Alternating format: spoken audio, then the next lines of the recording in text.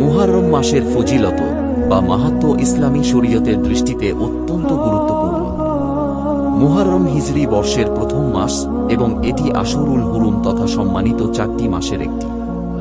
নিচে মুহররম মাসের কিছু ফজিলত ও তাৎপর্য তুলে ধরা হল। মুহররম মাসের ফজিলত: 1. আল্লাহর নিকট শ্রেষ্ঠ সিয়াম মাস রমজানের পর। রাসূল বলেছেন, রমজানের পর সর্বশ্রেষ্ঠ সিয়াম হল আল্লাহর মাস মুহররমের সিয়াম। সহিহ মুসলিম 1163। 2. আশুরার দিনে সিয়াম রাখা। মুহররম মাসের 10 তারিখকে আশুরা বলা হয়।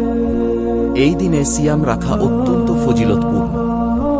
রাসূল বলেন, আমি আশা করি আশুরার রোয়া বিগত 1 বছরের গুনাহ মাফ করিয়ে দেবে।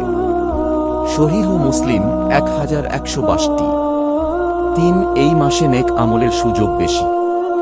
আল্লাহর রাসূল এই মাসকে আল্লাহর মাস বলেছেন, যার অর্থ এই মাসে আল্লাহর নৈকট্য লাভের জন্য আমলের গুরুত্ব বেশি। যেহেতু এটি আশুরুল হুরুম এর অন্তর্ভুক্ত, তাই এই মাসে পাপ করা মারাত্মক গুনাহ। 4. ঐতিহাসিক তাৎপর্য: বহু নবী ও জাতির গুরুত্বপূর্ণ ঘটনা এ মাসে ঘটেছে বলে হাদিসে উল্লেখ আছে।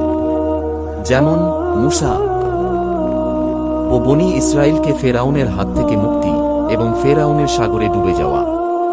5. আশুরার দিনে সিয়াম ছাড়াও অন্য আমল। 9, 10 অথবা 10, 11 তারিখে সিয়াম রাখা সুন্নত।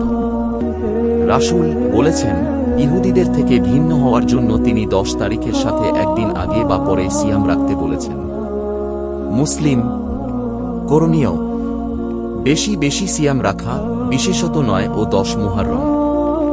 ইবাদত, তাওবা, ইস্তিগফার, দান সদকা, পাপ থেকে বিরত থাকা, ইতিহাস স্মরণ ও শিক্ষা গ্রহণ।